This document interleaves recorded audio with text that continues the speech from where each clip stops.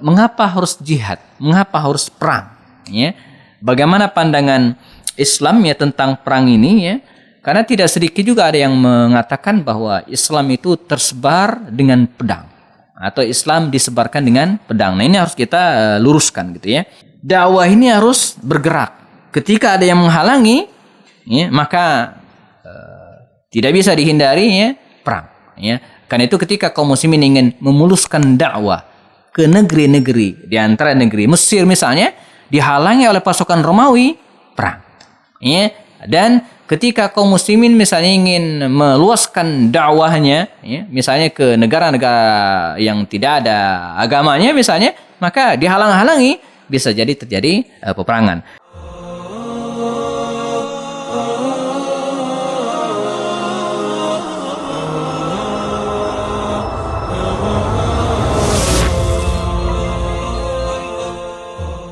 Assalamualaikum warahmatullahi wabarakatuh. Alhamdulillahi rabbil alamin wa bihi nasta'in ala umur dunya waddin. Asyhadu an la ilaha illallah, asyhadu anna Muhammadan abduhu wa rasuluhu la nabiyya ba'da. Teman sekalian dimanapun berada, para jamaah, kita masih berada di program belajar sirah nabawiyah lewat video pendek bersama saya Happy Andi Bastoni. Dan kita sudah membahas banyak hal dan tiba pada pembahasan program-program Rasulullah SAW, langkah-langkah beliau ketika membangun Madinah Al-Munawwarah. Ya, ada 5 program beliau. Ya, pertama, membangun masjid, kita pernah bahas. Ya. Yang kedua, membangun basis sosial, menyatukan kaum muslimin, juga pernah kita bahas. Yang ketiga adalah membuat konstitusi. Ya, membuat konstitusi Madinah, ya, yang kita kenal dengan Mitsaqul Madinah, piagam Madinah. Dan kemudian pun pernah kita bahas program yang keempat, yaitu membangun ekonomi umat, ya, di Madinah pada itu. Nah, yang kelima, dan ini jarang dikupas atau disangkut pautkan dengan program Rasulullah, ya, tapi faktanya ditulis memang, ya. Nah, kita coba masukkan, ya, ini bagian dari program Rasulullah karena ada faktanya ditulis dalam sejarah, ya, dengan judul, ya, kira-kira, ya, membangun angkatan perang. Ya. Mungkin sebagian penulis tidak memasukkan ini adalah program utama Rasulullah, mungkin dianggap rada serem kali ya, perang gitu ya. Padahal diakui atau tidak, dan sekalian dimanapun berada, sebuah negara gitu kan, nggak mungkin dia harus ada angkatan perang. Ya. Bahkan ada ungkapan, kalau Anda pengen damai, maka bersiaplah untuk perang. Jadi sedamai apapun negara gitu kan, mau tidak mau harus ada angkatan perang. Apalagi bagi sebuah daulat Islamiyah di Madinah waktu itu yang baru lahir, nggak mungkin mesti ada ya. Dalam dunia modern hari ini mungkin bisa disimpulkan, ya, negara adidaya adalah negara yang memiliki angkatan kuat, angkatan perang yang kuat. Bukan negara yang kaya, bukan gitu ya. Mengapa orang-orang takut dengan Amerika hari ini? Mengapa orang takut dengan negara-negara Eropa hari ini? Karena angkatan bersenjata mereka kuat. Nah, jadi ini membangun angkatan militer ini penting. Ini bukan mau perang, bukan, tapi justru pengen damai. Karena kalau negara kita kuat, ya, maka tidak akan ada yang berani menyerang, dan disitulah kedamaian. Nah, jadi justru menyiapkan perang, ya, untuk mendapatkan kedamaian. Nah, itu rumusnya, ya. Nabi pun tahu persis. Ya, karena itu langkah pertama beliau, ya, di antara adalah beliau membangun, ya, kekuatan militer, membangun satuan-satuan perang, membangun ekspedisi perang. Beberapa penulis membuat list atau kemudian paling tidak menjelaskan, ya. Saya sendiri dalam buku saya Manajemen Kemenangan, ya, belajar dari Perang Badar, ya, saya rangkum dari beberapa referensi, ditemukan paling tidak ada 8 ekspedisi yang dibentuk oleh Rasul SAW sebelum Perang Badar. Ya, sementara kita tahu Perang Badar itu sendiri, ya, terjadi tahun kedua Hijriah. Artinya tahun pertama, ya, Nabi sudah membentuk 8 angkatan perang, 8 ekspedisi. Nah, kita akan kupas satu demi satu ekspedisi jelang Perang Badar ini, ya. Tapi pada pertemuan ini, ya, saya ingin mendahulukan tema tentang mengapa harus jihad, mengapa harus perang, ya. Bagaimana pandangan Islam ya tentang perang ini ya. Karena tidak sedikit juga ada yang mengatakan bahwa Islam itu tersebar dengan pedang atau Islam disebarkan dengan pedang. Nah, ini harus kita luruskan gitu ya. Bicara tentang al-jihad ya, paling tidak ada dua kutub ekstrim yang sering muncul ke permukaan dalam diskusi-diskusi misalnya ya. Pertama ada kutub ya, orang yang sangat anti jihad. Artinya jihad itu artinya perang dan karenanya harus dihapuskan dalam dunia pendidikan. Nah, jadi ada yang ingin menghapus ya, sejarah perang gitu kan dalam dunia pendidikan. Kita nggak kebayang ya kalau kita bicara tentang sejarah hidup Rasulullah SAW dan menghapus semua sejarah tentang perang, maka mungkin kehidupan Nabi habis apa yang akan ceritakan.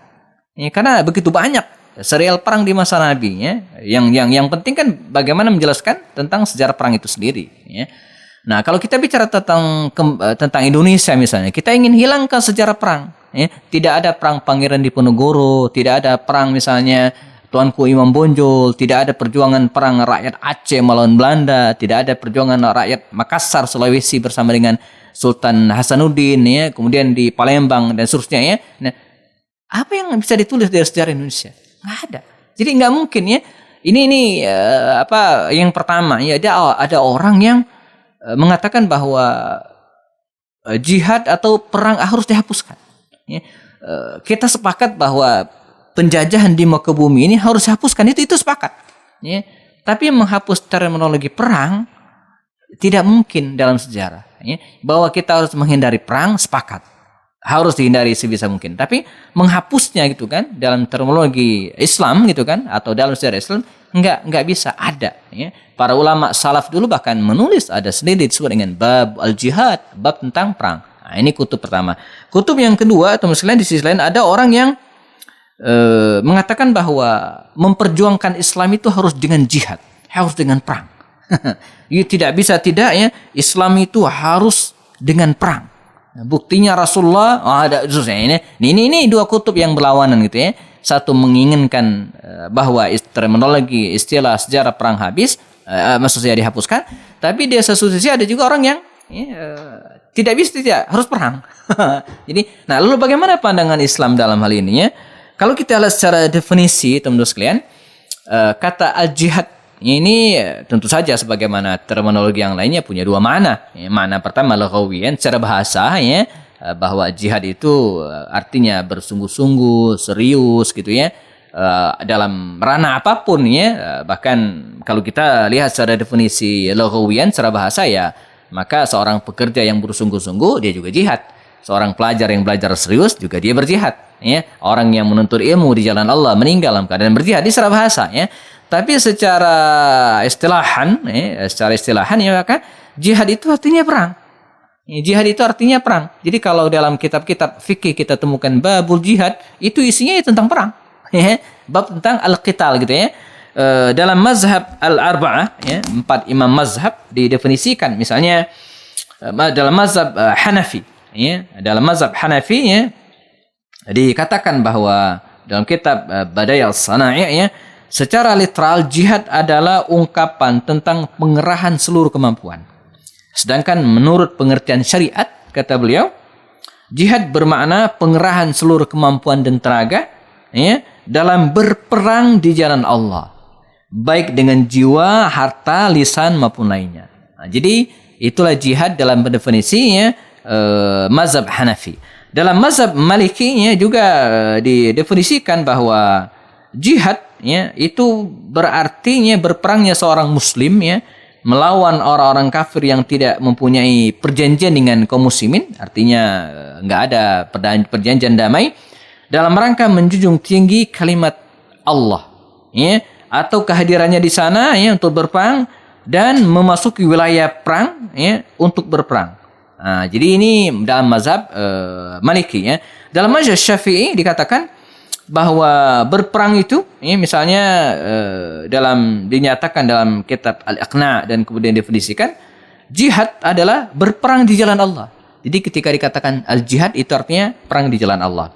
Dalam mazhab Al-Hambali diturunkan dalam kitab Al-Mughni yang ditulis oleh Imam Ibnu Qudamah menyatakan bahwa ketika membahas tentang Kitabu Al-Jihad itu artinya tidak ada makna lain kecuali perang atau berperang melawan kaum kafir, baik fardu kifayah maupun fardu ain, ataupun dalam bentuk sikap berjaga-jaga terhadap musuh dan menjaga perbatasan wilayah Islam. Nah, ini sudah clear ya. Jadi dalam Islam jihad itu ada dan tidak bisa dinafikan, tidak bisa dihilangkan ya. Tapi kapan harus berjihad ya, dan kapan tidak. Nah, untuk itu maka secara asal gitu ya, jihad itu ya suatu yang harus kita hindari. Ya, jadi kita tidak pernah dibolehkan mencari musuh, enggak ya. Tapi kalau musuh datang tidak boleh kabur. Ya. Lalu kapan jihad ini perlu? Ya? Ada 5 poin. Ya. Pertama, kapan jihad atau berperang ini perlu? Untuk mempertahankan al-haq, mempertahankan kebenaran. Nah, ya, jadi misalnya ya, ketika perang Khandaq, ketika kaum muslimin diserang 10.000 tentara kafir Quraisy dan sekutunya, dan kaum muslimin yakin berada dalam kebenaran, dan terjadilah perang Khandaq. Nah, ini disebut dengan perang tidak bisa dihindari, nggak boleh kabur ya, untuk mempertahankan kebenaran ya. Teman-teman kita yang berada di Palestina misalnya, kemudian tanah air mereka dirampas gitu kan oleh Zionis Israel ya, laknatullah, maka mereka harus bertahan dan terjadi perang.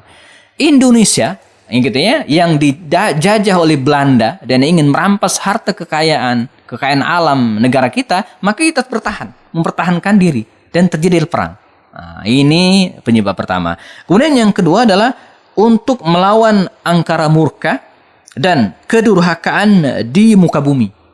Nah, jadi ada penjahat, ada pemberontak yang kalau tidak dilenyapkan itu akan membahayakan kita. Maka mereka boleh diperangi. Nah, makanya ketika baginda Rasulullah mendengar keberadaan orang-orang Yahudi Bani Nadir di Khaybar yang terus menyusun makar untuk merusak kaum muslimin, membahayakan, mengancam kaum muslimin maka mereka didatangi. Ya, karena ini kalau dibiarkan bahaya, akan merongrong dan akan merusak kekuatan umat Islam. Ya. Kemudian alasan yang ketiga adalah adanya pengkhianatan dan pelanggaran terhadap janji yang sudah disepakati. Gitu ya. Makanya ketika satu persatu orang-orang Yahudi di Madinah melanggar perjanjian, pertama di antaranya misalnya Bani Qaynuqa, Yahudi Bani Qaynuqa melanggar perjanjian dengan kaum muslimin, maka mereka diperangi. Bani Nadir mengkhianati kaum muslimin, bahkan ingin membunuh Rasulullah, mereka diperangi. Bani Quraidah membelot bersekutu dengan lawan, mereka diperangi karena mereka berkhianat. Kalau tidak ya tidak, kita tidak boleh memerangi musuh yang sedang melakukan muahada, bukan muahada, melakukan al-ahd, perjanjian dengan kita, nggak boleh diperangi. Kemudian yang keempat adalah untuk melapangkan jalan dakwah. Dakwah ini harus bergerak. Ketika ada yang menghalangi, maka tidak bisa dihindari perang. Karena itu ketika kaum muslimin ingin memuluskan dakwah ke negeri-negeri, di antara negeri Mesir misalnya, dihalangi oleh pasukan Romawi, perang. Dan ketika kaum muslimin misalnya ingin meluaskan dakwahnya, misalnya ke negara-negara yang tidak ada agamanya misalnya, maka dihalang-halangi, bisa jadi terjadi peperangan. Nah, yang berikutnya adalah untuk mengantisipasi mara bahaya yang lebih besar. Nah, jadi untuk mengantisipasinya mara bahaya yang lebih besar. Makanya ketika Rasul pernah mendapatkan kabar bahwa kabilah Bani Mustaliq ingin menyerang kaum muslimin, dan ini kalau dibiarkan akan terjadi perang besar dan akan membahayakan, maka Nabi mendatangi mereka dan tidak terjadi pertumpahan darah. Mereka pun akhirnya menyerah. Nah, karena itu secara umum teman-teman sekalian, bahwa perang atau kaum muslimin tidak boleh menyerang musuh lebih dulu. Jika tidak ada gara-gara. Makanya dalam surat Al-Mumtahanah ayat yang ke-8 Allah SWT berfirman, la yanhaakumullahu anil ladzi la yanhakumullahu anil ladzina lam yuqatilukum fid dini wa lam yukhrijukum min diyarikum an tabarruhum wa tuqsitu ilaihim innallaha yuhibbul muqsitin. Ya, Allah tidak melarang kalian untuk berbuat baik. Antabarruhum ya, ilaihim ya, dan kemudian wa tuqsitu ilaihim ya. Jadi antabarruhum wa tuqsitu ilaihim, kita boleh berbuat baik dan bersikap adil kepada ya, orang-orang non muslim gitu kan, selagi mereka ya lam yukhrijukum, tidak mengusir, tidak menganiaya ya, dan tidak mengusik. Kita nggak boleh, kita harus berdamai dengan mereka, hidup berdampingan sebagaimana yang terjadi di negara kita ya. Nah dia jihad, karenanya jihad ini ya dia fardu kifayah ya, kecuali dalam kondisi tertentu, misalnya ya ketika kita ya berada di sebuah wilayah ya, dan tidak ada pilihan gitu kan, karena diserang misalnya, maka kita tidak boleh kabur gitu ya dari tempat tersebut. Jadi secara asal hukum perang itu atau jihad itu fardu kifayah. Dalam surat At-Taubah ayat 122 ya, Allah mengatakan wa ma kanal mu'minuna liyanfiru kafah ya. Tidaklah orang-orang beriman itu liyanfiru kafah, berperang semua, enggak perlu. Jadi enggak semua wajib ya. Makanya di antara para sahabat ada yang stay di Madinah pada waktu itu ya. Falaula nafaram min kulli firqatin minhum ta'ifatun liyatafaqahu fid din wa liyunziru qaumahum idza raja'u ilaihim la'allahum yahdharun. Jadi kata Allah, hendaklah nafar min kulli firqatin minhum, ada sebagian dari mereka taifah ya, mereka tidak berangkat perang tetapi yatafaqahu ya fid din ya, jadi memperdalam agama. Tujuannya apa? Agar ketika orang-orang perang tadi kembali ya, ada yang mengingatkan, ada yang mengajari ya. Kemudian terakhir hukum jihad ini menjadi fardhu ain manakala pertama ya, seorang mukmin mukallaf berada dalam pasukan yang sedang berperang, enggak boleh kabur. Tidak boleh kabur ya. Ya ayyuhalladzina amanu idza laqitumul ladzina kafaru zahfan fala tuwalluhumul adbar. Jadi kalau kita berada dalam medan peperangan ya, maka tidak boleh kabur. Hukumnya fardhu ain ya. Yang kedua, jika musuh menyerang tempat tinggal di mana kita berada, ini juga enggak boleh kabur ya. Ya ayyuhalladzina amanu qatilul ladzina yalunakum ya minal kuffar ya. Wahai orang yang beriman, kata Allah SWT, perangilah orang-orang kafir ya, yang menyerang kalian. Nah, jadi yalunakum ya, yang berada di sekitar kita, ini dalam konteks perang ya. Yang ketiga, jika diperintah oleh penguasa ya, diperintah oleh panglima, kita nggak boleh mengelak ya, kecuali dengan alasan syar'i. Karena itu sebagai penutup ya, jamaah bahwa dalam Islam ya, jihad ini merupakan satu hal yang tidak bisa dihapus, tapi ya, bukan hal yang harus kita cari. Ya, Islam tidak pernah mencari musuh, tapi ketika diserang ya, dia tidak boleh ya kabur ya dari medan perjuangan. Dia harus melamatkan izzah dan dirinya ya. Nah, untuk itu maka baginda Rasulullah SAW ya segera membentuk satuan-satuan perang, dan ya, ada 8 satuan perang ini yang akan kita bahas pada video berikutnya insyaallah bersama saya Happy Andi Bastoni. Assalamualaikum warahmatullahi taala wabarakatuh.